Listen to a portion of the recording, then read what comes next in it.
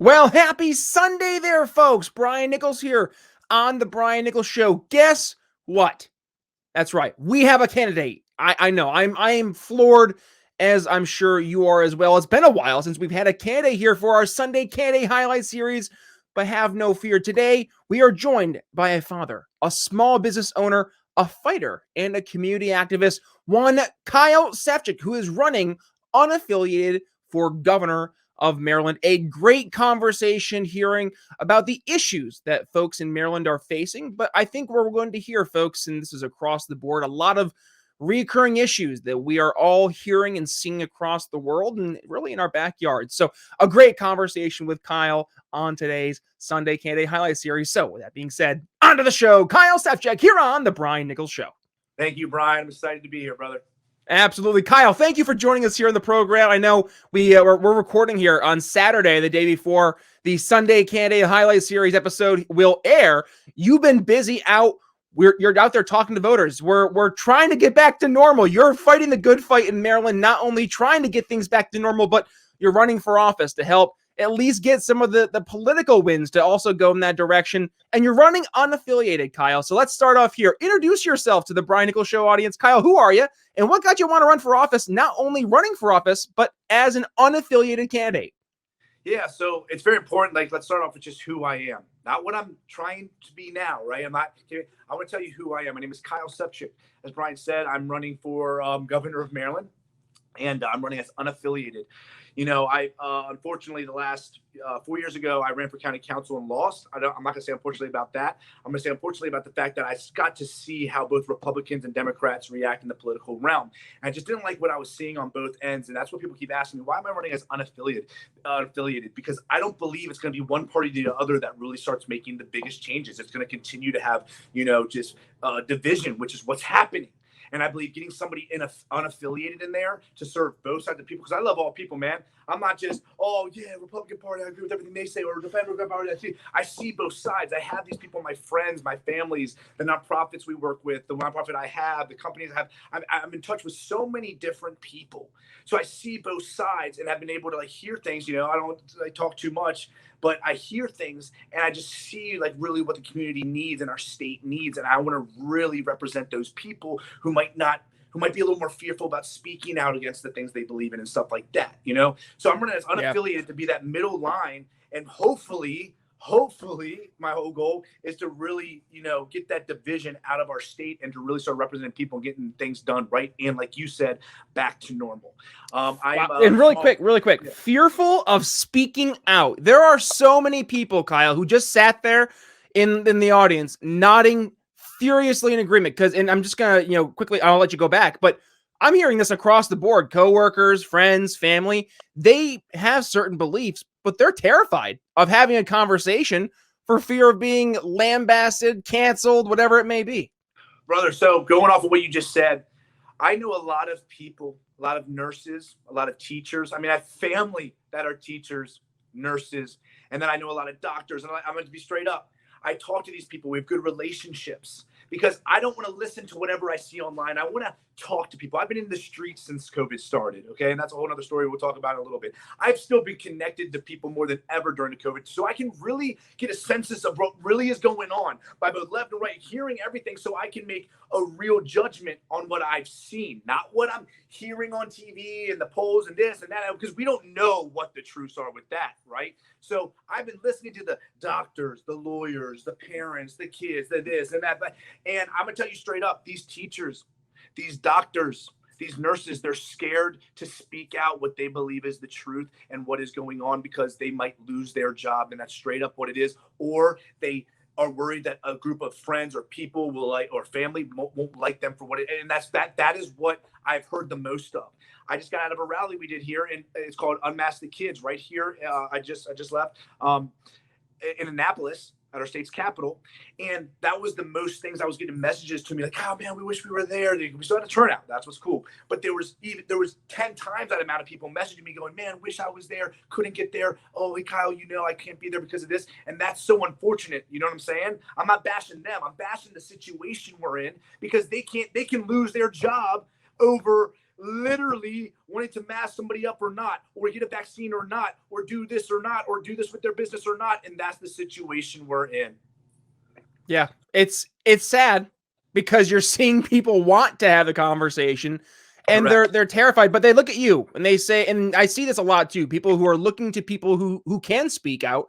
And candidly, I think you have the ability to speak out because you kind of you're almost in that uncancelable type of mentality. You are your own person. You're not beholden to anybody else out there. You're not, and this is part of your kind of your, I'd say your buying persona, or not buying persona, your value add. There we go. Is that you are not able to be bought. You aren't one of the traditional red team, blue team. Heck, you don't have a team.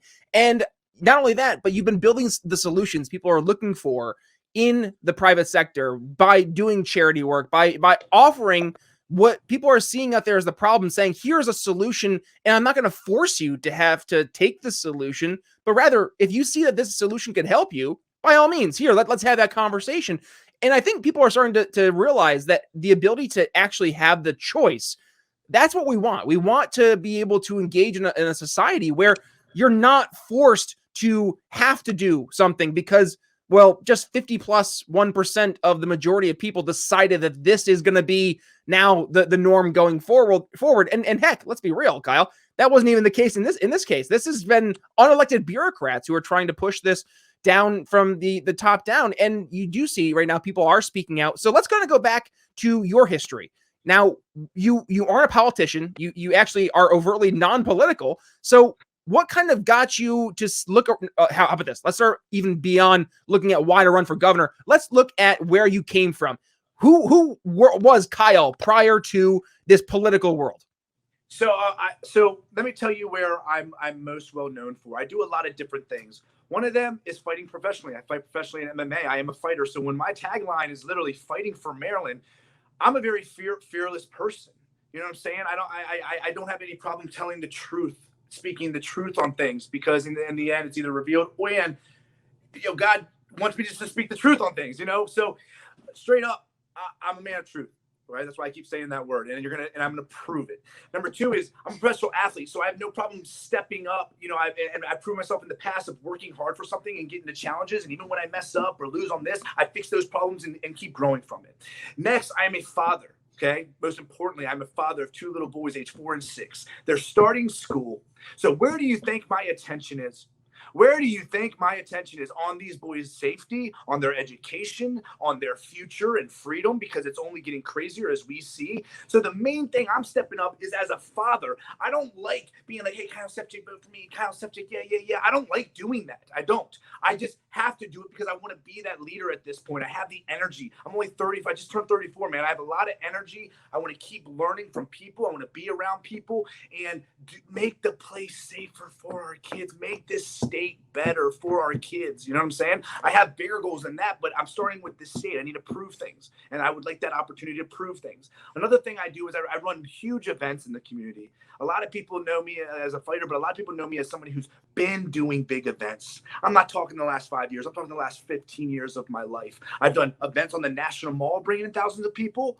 I have done a girl power event that they told me would never work, and I founded this event called Girl Power, which now has over 5,000 women coming to each event, and it's promoting women-owned and operated businesses. And they said, Kyle, a man could never create that. I did that, and I will continue to, and I will continue to support women. Another thing I have that I'm involved with is the Damascus Freedom 5K that we have coming up on September 11th, and it supports our veterans, our military, and our first responders. We've been doing that for 12 years. We also have our Salvadorian Festival coming up the day after that with 17,000 tickets already sold at the Montgomery County Fairgrounds. It's a huge Salvadorian festival, which you'll see me on stage speaking and running the event as I have done for 10 years. Okay, helping out.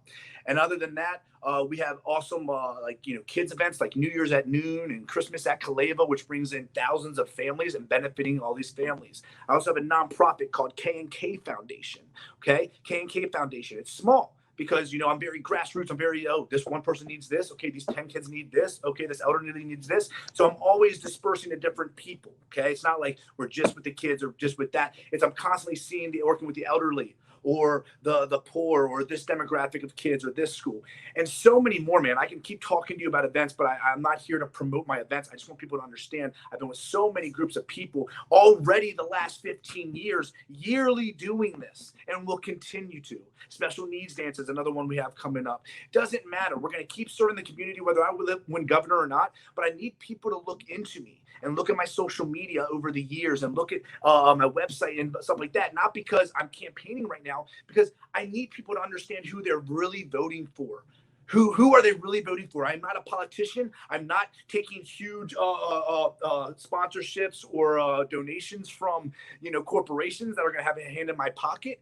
I have real people that I've known over the years that are like, Kyle, we got you. And I would like more of those people to stand behind us for something that's never been done in the United States, an unaffiliated candidate that has no ties to these parties or connections, and seeing them go back and forth and win either way. You know what I'm saying? I want to be that first spark that can not just set a tone in Maryland, but change the nation. So that's where I stand, just a strong father, professional athlete, entrepreneur, community servant. And that's never going to stop, regardless if I win or not. I promise you that. That's important. And the audience, especially the folks who really enjoy our sales and marketing episodes, they're smiling, because this is something that we need to make sure. Because when you look at government, right? Government right now has the status quo and the solutions because they are the incumbent vendor, if we're going to look at it from a business standpoint.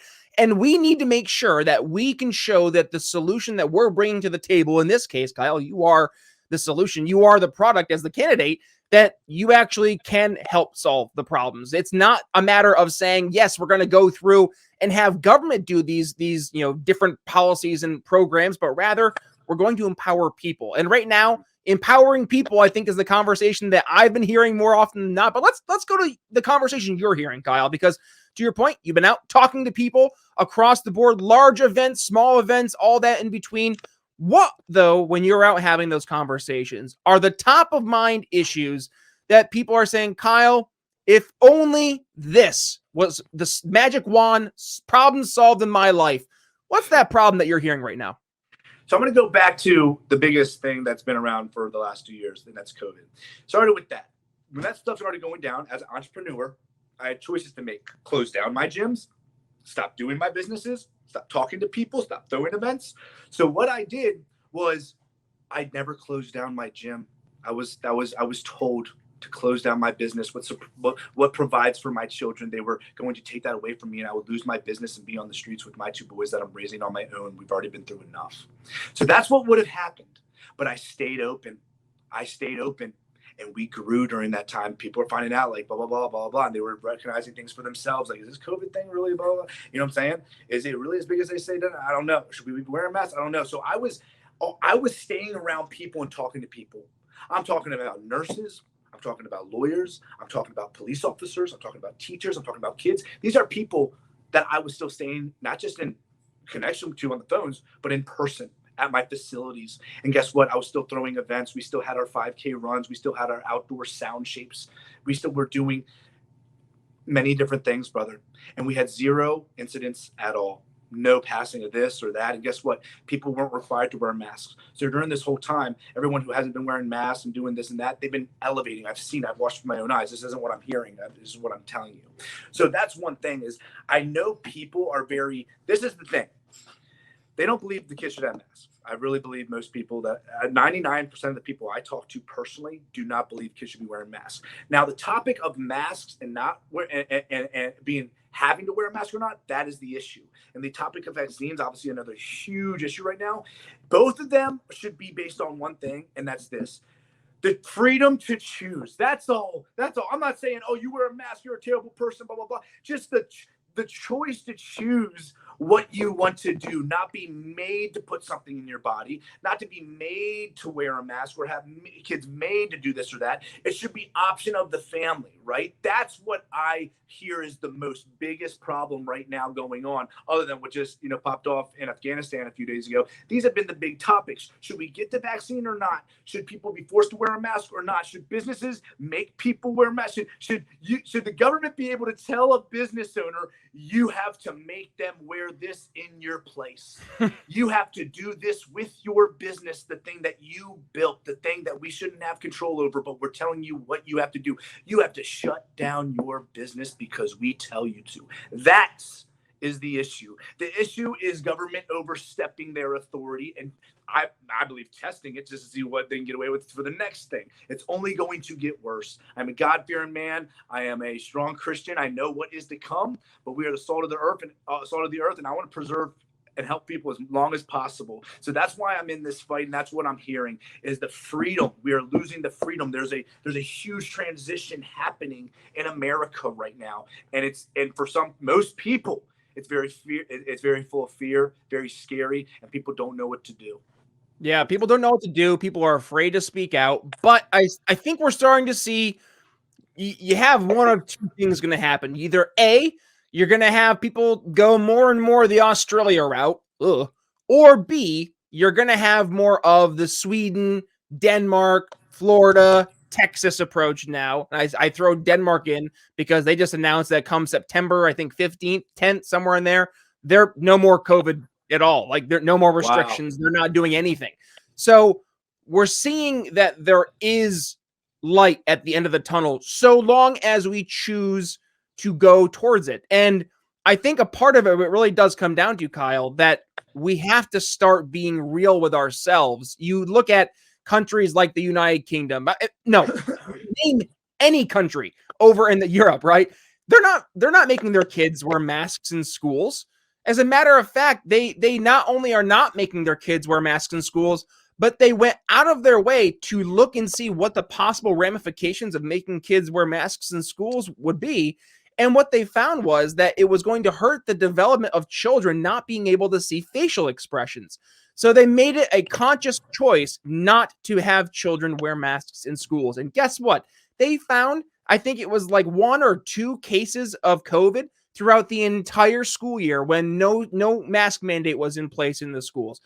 What are we doing? Why are we? And now we just found out that natural immunity, as acquired from the original, is it the alpha strain or what have you, is actually shown to be stronger than 2 doses of the Pfizer vaccine, according to scientists, as was just reported on by Bloomberg, I think it was, as we're recording here on Saturday. So we're seeing the narratives starting to crumble, and now people are starting to make choices. Hey, I had access to the vaccine. I got my shot. I'm good to go. Is it perfect? No, but hey, this is as best it's going to be. You can't shut down society forever until nothing bad happens again. And I think that's at the point where a lot of people are at right now, Kyle. No, you're 100% on. That's where it's going. Like, it's only getting worse. And the people that are active and the people that are in the community, they're the ones that are talking about this because we know that everybody, it's legit out here. Like, there shouldn't be so much fear and what's going on. But let's be honest, media has been on top of their game in terms of being able to really mess up people right now. It's fear porn. It's 2 extremes. What a better way for division. And Brian, me and you can probably talk all day about media. That's why I'm not bringing this up. But it's like, I really care because it's just these people, they're so gone the other way. It's like, why can't they see what we see? And Brian, I can't judge them for that. This is biblical things. People literally will be blind to the truth. And it's like, I don't want to lash out on them and go on them. It's just overall, there's a bigger enemy here that's being able to spread. We have the elites. We have the devil himself working his magic, man. And, I say things like devil, and I talk about God, and I talk about being a Christian and stuff a lot because I want you to understand, I'm very rooted in that. That's where I stand on truth. So I'm not afraid to be some politician on here. I don't even know what you believe, but it doesn't matter. I'm going to stand on what I stand and just let you guys know that's what I speak off of. And anything in violation or anything that's wrong and outside the Bible, I just don't stand by that. And what I'm reading about, I study the Bible 3 hours a day. This is going to happen. The world is going to continue to get worse. So as a Christian, I get excited seeing the Bible play itself out. But like I told you earlier, we have to still save as many people and alert as many people of what's really going on, where the evils really are, and how people are being tricked and manipulated and deceived right now, brother. And we see it firsthand. So it's how are we supposed to reach them? How are we supposed to truly tell them? You know what I'm saying? And I think that's the issue right now because the head of the media is the main media that people are watching. they're so connected to that, they believe everything that's being said rather than what's really on the streets, because they're behind the TV and the phone. They're not on the streets actually talking to main people, main players. And that's where I think I have a good lead in, is because I have been doing that, and not just like, the last 6 months, not just the last 2 years, my whole life. So I'm getting calls as we speak and texts and blah, blah, blah, from real people that trusted me and know I won't release their names and get them in trouble, but they're telling me real stuff, and that's where I stand on. So it's like, Brian, how do we deal with this fearful, worryful world that, like, we're not supposed to be that in? We're supposed to be in peace and joy and love, and it's only going to get worse. So how do we help these people see the truth about what's really going on, Yeah, well, and now let's go to the hardest part. I'm a sales guy, and I have to face objections all day long. And I know the objection you're going to hear is, well, Kyle, why should I vote for you? You're unaffiliated. So are you going to win? And I hear this as a third party, and granted, I'm not registered big L libertarian, but we hear this in the small L libertarian camp at the very least all the time. Why should I vote for a libertarian? You guys never win. And I hear that argument because it is a big investment. People are now investing, and this is one of the over in my email I do. We just talked about this in one of our emails last week, where you have to talk about what's the investment that the person is putting into pertains to the time that this is going to require. What's that energy that they have to give? And in this case, it's, well, I could vote for a red team, I could vote for blue team, and guess what? I'm pretty sure one of them are going to win. So let's answer that objection. Let's just entirely block that objection from the onset. Why should people, Kyle, go ahead and say, you know what? All the odds be damned. We're going to go ahead and cast our vote for the unaffiliated candidate who's running for governor in Maryland. If there's ever a time to, first of all, get somebody who's unaffiliated into office, it's now. That's number one. It is crazier than ever, and more than ever, things are divided. More than ever, there's things we don't know what's happening on both sides within these parties, right? Now is the time to get an unaffiliated in. So there's reason to get behind just an unaffiliated candidate to make something happen that's never happened. Two, I am not like anybody to ever run for office. I've told you a little bit about myself and my events, stuff like that, but that's why I need people to go to my social media and my websites and see the person I've been, so people don't think that I'm just like some other politician trying to win an election and then help out his buddies and help out these people that have their back, blah, blah, blah. I don't play either way of those. And here's the best part about it. Imagine an unaffiliated candidate winning governor in a state. Do you know what type of message that will send to the United States, to the rest of the nation? You know what kind of eyes we will have? And I promise you, I will stand firm and I will be honest, and there will be no weird controversies and stuff like that. I will always speak truth. Can you imagine an unaffiliated candidate who goes into office telling you guys, hey, this money's going there, we were told different, like someone who can have eyes on everything and really tell you guys what's really happening with the money, what's really happening with the decisions, what's really on the bill that we're not seeing. Hey guys, what this person's like asking for this is like, who's going to call people out? Who is fearless? People worry about their lives doing the things I'm doing. I don't. I was made for this. I've trained for this my whole life. You know what I'm saying? Like, I'm not worried about that kind of stuff, okay? Number two, I have the education for it. I have the street smarts for it. I have the physical ability for it, the mental ability, the spiritual ability. I am that person, and I'm not saying this cocky-wise. I'm very confident. I had to work very hard to get to this position and have this stance to where we're talking today, Brian, and I'm saying things like this. I have to have meaning behind it and actual facts behind it. So when people look into me, when they look up Kyle Sefcik, it's, man, this guy has been what he said. He does do what he says. Even people that have done business with me and they just don't like me, because some people just don't like me, they will still tell you, yo, but that dude does what he says. He stands by what he says. You know what I'm saying? I am that guy, Brian. So anybody listening to this today and, you're maybe voting Republican or Democrat, I truly believe that's never going to change things. Even if Republicans gets in there, I don't think it's going to be the same in Maryland like you think. And I'm not talking down to any candidates. I respect all candidates, okay? But I'm telling you right now, if you really are all about that change, if you're really all about the change that everybody keeps saying they want, then you need a real change. You need a non-politician. You need a real father whose kids are about to start the school system and go completely through. You need to have somebody in there who's been through a lot of crazy things in their lives and have gotten through them positively, who has worked hard on businesses, worked hard on his body, is strong in faith. That is me. And I stand behind it. And like I said, I say it confidently because I've worked so hard to get here, Brian, and I don't make bad decisions on things, okay? And I really had to really get in the zone and to really become this person so that I can actually lead and represent when I win. That is what I'm going for. Statistically, should I win? No, it doesn't seem possible. But I've heard that stuff in the businesses I've done, in the fights I've taken, in the events I've put on, and it turned out to actually happen. And I'm ready to do that with governor. You put me in the seat, you put me as your governor, and you will hear truth. You will hear a lot of information. You will be part of the process now. There will be a real father, a real person, a real business owner that is supporting people and making the decisions that need to be made and stood up for. Because the rest of the country is going to continue to get a lot crazier, guys. And you want your leader of Maryland, you want your state of Maryland safe, secure, and making good decisions. Kyle Sefcik, he is running unaffiliated for governor of Maryland. We will include the link in the bio. Go ahead, make sure you click the show notes. If you go to the show notes, actually, click the artwork. It'll bring you right to the page, the episode page, where you can find all of Kyle's notes. But with that being said, unfortunately, we are coming close to time. So, Kyle, we want to make sure you give the audience one final plug. What do you want to make sure folks take away from the episode today? Straight up, guys, I need support. I'm humble enough to say that I need support. KyleSefcik.com. I will not let you down.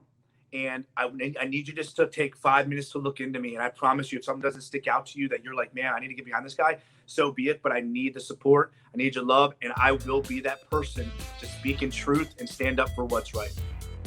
Kyle Sefcik fighting for Maryland. He is running for governor and he is running as an unaffiliated. You can learn more by checking out KyleSefcik.com. With that being said, Kyle Sefcik, thanks for joining the Brian Nichols Show. Hey, thanks, Brian. A lot of fun, brother. Alrighty, folks, that's going to wrap up my Sunday Candidate Highlight Series conversation with Kyle Sefcik. If you enjoyed the episode, please be sure to share the episode. But that's all I have for you in store for today's Sunday episode. Coming up on Monday, yes, we are continuing our conversation, all things about empathy with Jeremy Todd. But with that being said, it's Brian Nichols signing off here on The Brian Nichols Show for Kyle Sefcik. We'll see you Monday. Thanks for listening to The Brian Nichols Show. Find more episodes at briannicholsshow.com.